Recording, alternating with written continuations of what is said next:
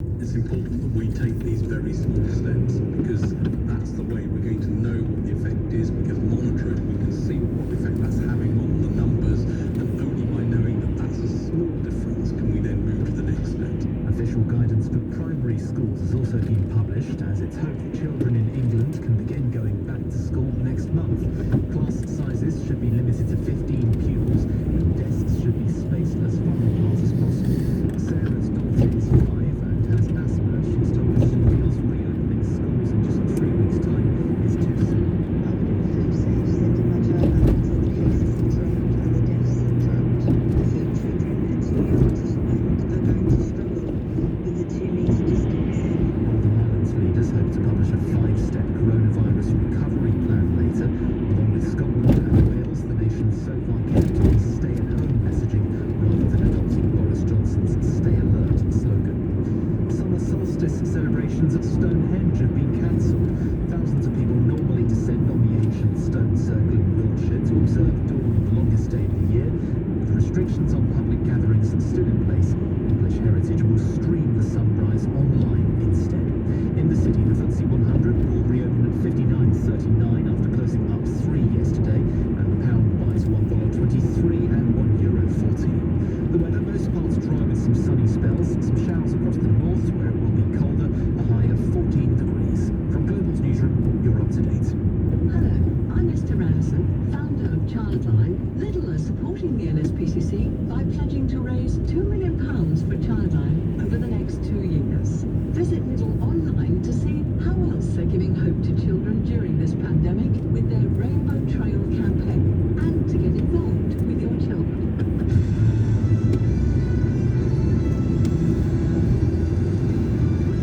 This is LBC from Global, leading Britain's conversation with Nick Ferrari at breakfast.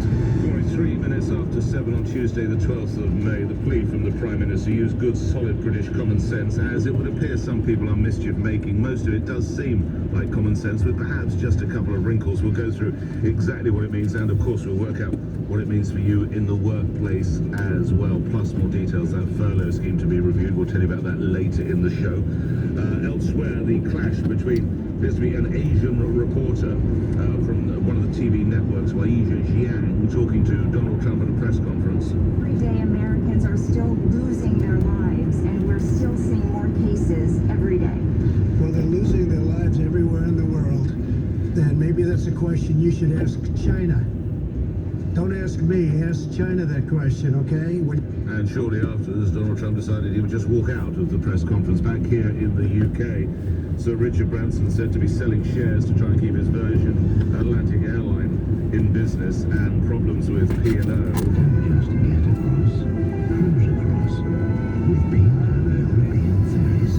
Those really were the good old days, as it's announced more than 1,000 jobs to go. Nick Ferrari at breakfast. Call 0345 6060 973. Text 84850. Nick Ferrari at breakfast on LBC. Boris Johnson saying just use common sense, but in some instances it does appear, although some of it, as I said, is a little confected to confusion, there does appear to be a few questions to answer. Let's start by looking at 3 key areas, which is shops, schools and socialising. Here with all the details, LBC's political editor, Theo Oshwood. Theo. The lockdown that has gripped the country for more than 50 days is going to become flexible. Guidance published by Boris Johnson and the government yesterday will allow for us to meet friends and family, but in groups of no more than 2. Foreign Secretary Dominic Raab said yesterday morning larger meetups would be allowed, and this led to criticism. The government was in disarray. In Parliament, the Prime Minister insisted that people needed to use their common sense. Everybody understands what we're trying to do together. And that is working together as a country to obey the social distancing rules, which everybody understands. And I think what the British people understand, that this is the moment for the whole country to come together and to obey those rules and to apply their common sense in the application of those rules. from tomorrow, if you can't do your job from home, you can return to work, but workers are advised to commute by bicycle, car or on foot if they can. The guidance also advises against face-to-face meetings and sharing pens. Strict 2-metre social distancing rules should also be in place in offices and factories across the country. Yesterday, the PM warned employers who flout the guidance they could be investigated by the Health and Safety Executive, and he said employees should blow the whistle when they think the rules are being broken. We are going to insist that businesses across this country look after their workers, are COVID secure, COVID compliant. The Health and Safety Executive will be enforcing it, and we will be having spot inspections to make sure that businesses are keeping their employees safe. And it will of course be open to employees who do not feel safe to raise that, not just with their employers, but with the HSE, with the Health and Safety Executive as well, Mr. Speaker. Shops that can enforce that 2-metre social distancing rule are expected also to be able to reopen from June, and the government has published more details about schools. From June the 1st, reception Year 1 and Year 6 pupils are expected to be allowed to return to the classroom. The class sizes will be limited to just 15. Teachers won't have PPE, however. Our ambition, and I stress this is conditional, Mr. Speaker, is for all primary school pupils to return to the classroom for a month before the summer break. To those ends, we are publishing guidance on how schools might reopen safely. Step 2 could also include allowing cultural and sporting events behind closed doors for broadcasts, which I think will provide a much needed boost to national morale. Mr. Boris Johnson, including Theo Usher's report. So let's look at those key areas. We'll talk about shops and schools in a moment, but socialising, bring into the conversation Professor Ilan Kelman, who's Professor of Risk and Disaster Reduction at UCL's Institute for Global Health. There does appear to be confusion that you could possibly see your mum while your dad sits in the car, and then if dad gets out, mum gets back in. But are these measures, do they need to be this draconian and spelled out in your view, Professor? Good morning. Good morning. Well, I think it's very encouraging that the Prime Minister is starting to think about a plan, and these staged changes with cautious, careful approaches are appropriate. Where we have room for improvement is the fact that there's so much confusing and it really is unclear. The message is stay at home unless necessary while supporting people who have trouble was far less ambiguous, far more appropriate, and it actually was very much using common sense. Sure, but you're never going to be able to replace something that's clear-cut and stay at home, are you? Exactly, that's why we should stay with the message. What we do. You'll never let anyone out, Professor. No, the message is stay at home as much as possible while supporting those who have trouble. Well, that's too long, isn't it? That's a snappy slogan. So if you're going to replace stay at home, if you don't like what they've changed it to, and you may well be right, I don't think it's a universal claim, what are you going to change it to? Well, my advice would be not to change the message. Simply stay home, save lives was absolutely appropriate. So then you just let the economy tank. And within that, we know that there are people who absolutely need to be outside, such as our health workers, such as our bus drivers, and this is where the guidance was very clear in terms of using common sense and was understandable. So what the message which we had before, fundamentally stay home, save lives, with the possibilities for moving out, we knew was leading to the plateau of deaths, was leading to the plateau. I just want to clarify, so you don't want any roadmap back to normality yet? What we need is what we have, as I said. No, I know, you've said that already. Like, that point has been made, I get that. Are you saying that you want to continue to cost the economy £2.5 million a day? I just want to clarify that. No, what I'm saying is that, as I said initially, it's good that we're thinking about a plan, that we have a very good staged approach to changes, but we need care, caution, messages which are concise, clear, and actionable. What we do not have now is messages which are concise, clear, and actionable, and which balance saving lives with helping people. So I ask again, if you concede that we have got to get people back to work who are not able to work from home, what would your message be? Because it can't be stay at home, obviously.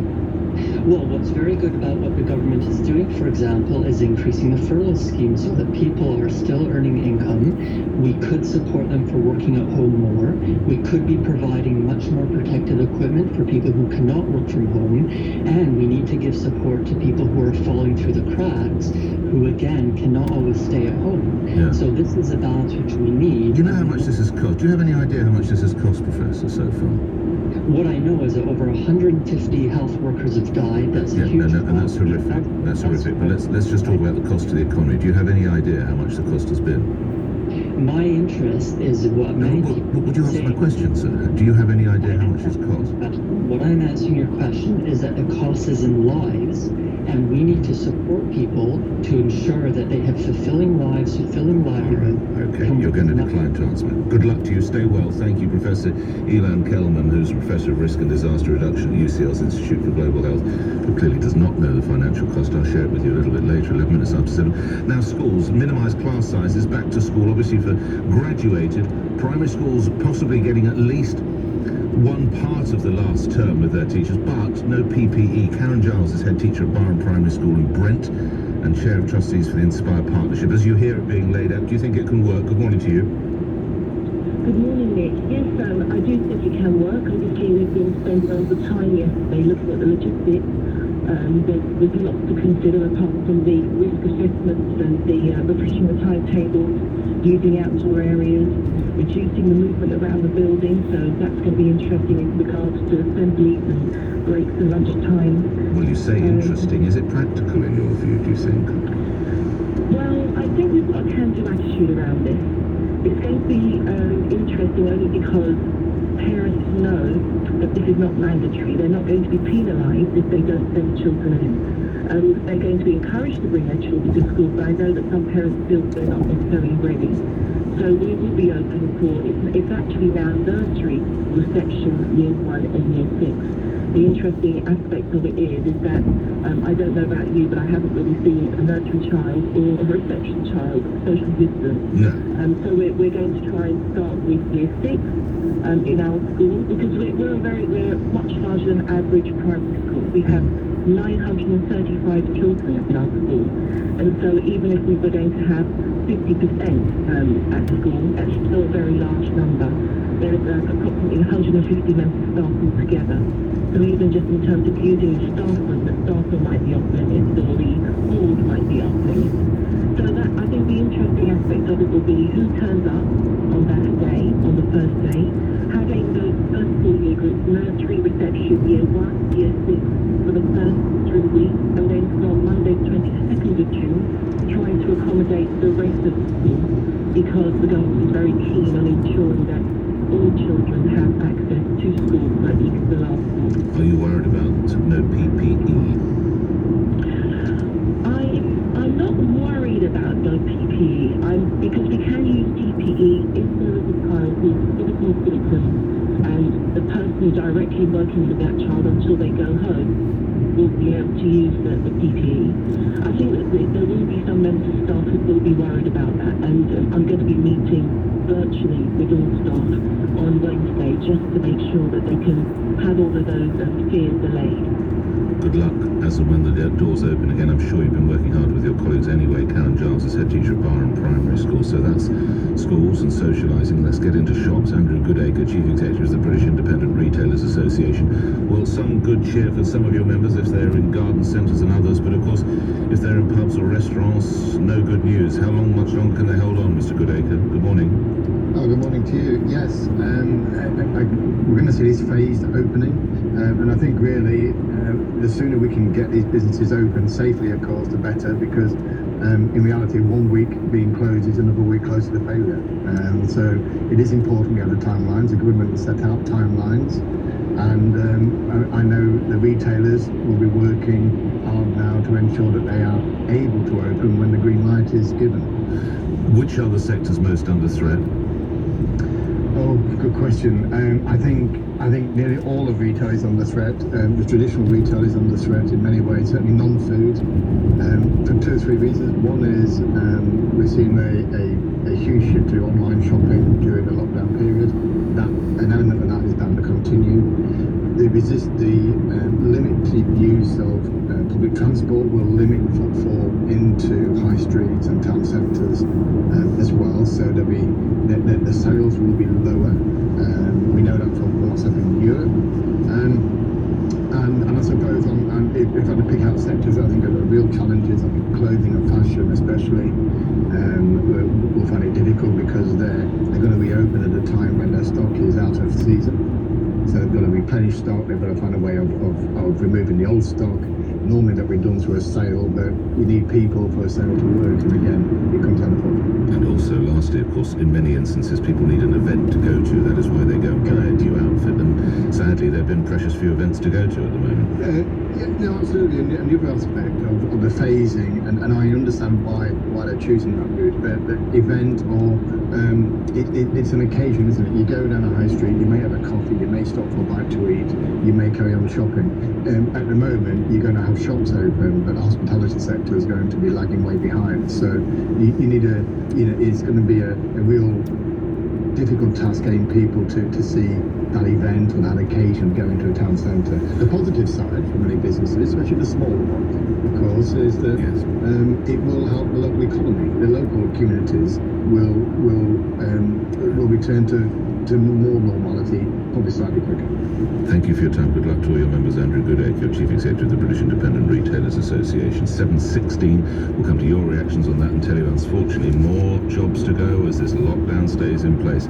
After the LBC News headlines with Simon Conway. The Chancellor Rishi Sunak is expected to announce an extension to the government's coronavirus furlough scheme later. Boris Johnson says employers will not be allowed to get away with forcing people to work in conditions that are not COVID secure. Primary schools in England are being told to limit class sizes to 15 when pupils could begin returning next month. And the weather, most parts dry, some showers in the north, a high of 14 degrees. LBC Travel, I'm Joanne Webb. Delays on the M25 clockwise at junction 24 at Porters Bar, and that's because a van has broken down. In Chelsea, Ashburnham Road is closed northbound because of an accident, and there are delays on the approach. Very busy northbound to the Blackwall Tunnel. There are queues of about 15 minutes from the Woolwich Road flyover, and also delays on the A13 westbound from the Beckton flyover to Canning Town. On the trains, TfL rail services remain disrupted. They're delayed between Paddington and Heathrow Airport after a train broke down. LBC. At the Halifax, we're all working together to be there for you. If you haven't used online banking from your computer or mobile, we wanted to let you know that it's safer and easier than you might think. We have step-by-step guides online to help you get started, and we'll keep an eye on your account and warn you about scams. To find out more about online banking, visit halifax.co.uk/aboutonline. Terms and conditions apply. So, however you need us at the Halifax, we're here to help. Call Nick Ferrari now. 0345 6060 973 LBC. Pauline. Love may be blind, but it has a new smell. Pauline, the new fragrance from Euro Millions winner Pauline Hinchcliffe. Tonight's Euro Millions jackpot is a massive £55 million. That's dream come true money. Euro Millions from the National Lottery. Your numbers make amazing happen. Play online or on the app. Estimated jackpot. Rules and procedures apply. Players must be 16 or over. Helen is dreaming of fighting a flock of 40-foot flamingos. But in reality, she's helping fight COVID-19 in her sleep. Like thousands of others, she's joined the DREAM team. By using the DREAM Lab app, they're helping scientists speed up the search for potential treatments. Fight. Keep fighting, Helen. Search Vodafone Dream Lab and join the DREAM team tonight. Dream Lab app is owned by Vodafone Foundation, an independent charity. Registration number 1089625. Full terms at vodafone.co.uk/dreamlab. If you received advice to transfer your pension into a German property investment, you may be a victim of a pension scam. If you transferred out of your final salary pension or into a SIP, Money Redress are here to help. Just text yes to 82344. You don't need to use a claims management company to make your complaint. You can refer it to the Financial Ombudsman Service or the Financial Services Compensation Scheme for free. However, Money Redress are one of the UK's leading claims specialists, claiming over £47 million for missold pensions and investments, with a 5-star Trustpilot rating. Our largest successful claim is over £146,000. Get your claims started today. Text yes to 82344. Nick Ferrari at breakfast on LBC. With Xero, accounting software for small businesses that works anywhere you do. 20 minutes after 7 is the time. Come to your reaction on the clarity. I do think, with the exception of meeting mum and then she gets in the car and dad gets out the other front door, the rest is pretty much common sense, isn't it? Take your views in a moment. To the toll, I always share this with you at around this time each weekday morning. The number of confirmed coronavirus cases across the world is 4,255,942, of whom 287,332 have died. Here in the UK, confirmed cases 223,060. The deaths, 32,065. That's up 210, of course, with the usual caveat. That's coming out of the weekend. But it is indeed a figure considerably lower than that we've endured. People who succumbed at the daily test, they got above their target for this day that they reported yesterday, 100,490. But remember, of course, the Prime Minister talked about 200,000 tests, which seemed more than a little ambitious. Front pages of the newspapers, they pretty much all focus on the Prime Minister trying to expand and explain on what he laid out on Sunday night. Use good, solid British common sense, Prime Minister tells the public. It's the front page of the Times. See friends and family in flexible lockdown. I'm sorry, it's the Telegraph. That was the Telegraph. The Times is see friends and family in flexible lockdown. Financial Times, Johnson under attack for risking staff safety and back to work dash. I don't even know if it's a dash, but this is something we reflected yesterday with the concerns voiced by the trades unions. Johnson providing no clear direction on lockdown exit. That's the Guardian quoting line there from Sir Keir Starmer, who of course appeared on this show yesterday. And the Daily Mail, a little bit more upbeat. We are going to meet again. Families can see their loved ones, but it has to be outside at 2 metres apart. The Daily Express uses the common sense line again, Boris. It's a perilous time. Use your common sense. And the Daily Mirror is on the line concerning the workers or the fears of some employees that you must protect the workers is their front page. The Sun is grand day out. Desperate grandparents could be able to hug their grandchildren from next month after weeks apart. Mick is in Harlow. Mick, your reaction as the explanations and appearances behind the Prime Minister help to explain it to you. Good morning. Just about. Yes. Just about. The thing is, he's given no guidance for the elderly. Well, are we still stuck indoors? No. What worries me? No, you're not. Yeah, I'm 71. If you don't have pre-existing health, you're still urged to take caution. But come tomorrow, if you're 70 and above, and you're fit and healthy, still be vigilant, but you can go out. But if you have a pre-existing health condition, nothing changes. No, but what worries me is that nobody's mentioned this yet. I haven't heard any MPs or anything. Is the epidemic yet to come? Because if the elderly are not allowed out come October, November time, how do we get our flu jabs? Well, that's a long, long way off. I'm sure they think the Christmas, if we get a cold spell, we're going to end up with a flu epidemic. I mean, the doctors are not going to want the elderly traipsing in and out their surgeries. No, you're absolutely right.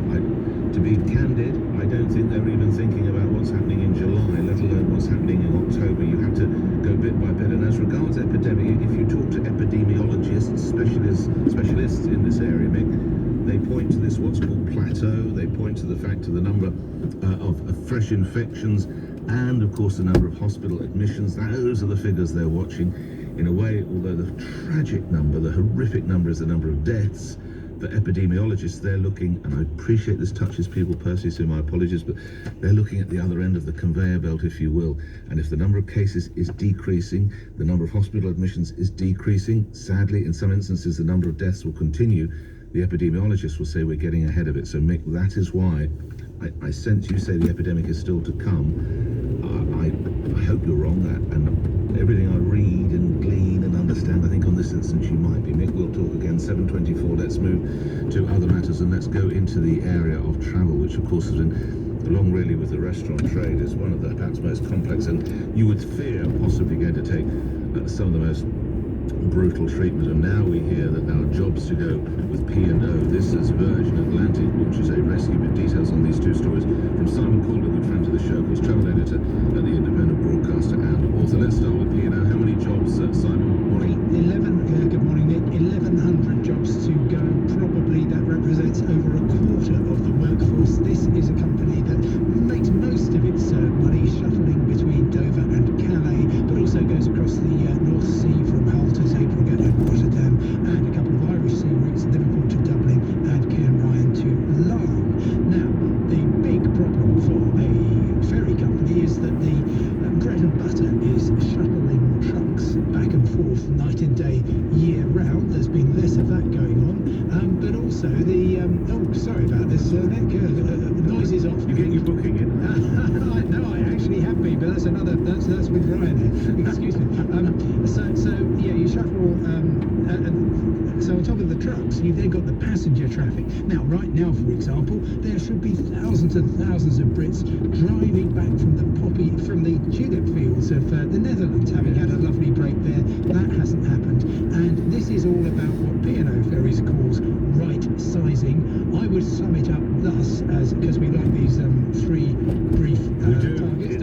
So it's what is happening with the entire travel industry, as far as I can see, is cut capacity, push up fares, make profits, and it's as simple as that. Ferries have been marginal for pretty much ever since the Channel Tunnel opened, and so this is, as it were, the opportunity to get the business the right size. So you're not going to have ferries every hour between Dover and Calais. You might have to wait 90 minutes, 2 hours, and they think that if they've no longer got a business which is entirely designed around the August weekend peaks, and then they will make a bit of cash, perhaps. Will they take heart from what appears to be the news? Certainly some newspapers are going big on this, that Brits will be allowed to holiday in France, it would appear. Yes. Will P&O take any heart from that, Simon? Well, they will do, because most of their destinations are either in France or in the Republic of Ireland, but I'm afraid the prospect of quarantine is casting a huge cloud over everything. For about 20 hours, Nick, the ferry companies were just thinking, well, this is wonderful. The quarantine laws don't apply to us, because that was what Boris Johnson said. Also not to Eurotunnel and to Eurostar trains. But then when we finally saw the detail of what was coming out, in fact it was, of course, sea as well as rail. And the prospect of people self-isolating for 2 weeks when they come back, well, first of all, there's all kinds of difficult questions, like if you're in Spain, if you're in Germany, and you don't really feel quarantine is for you, then you just, on your way back, route via France, and then you'll be all right. The airlines, though, are just aghast at this. So, yeah, the ferry companies will I think, will get,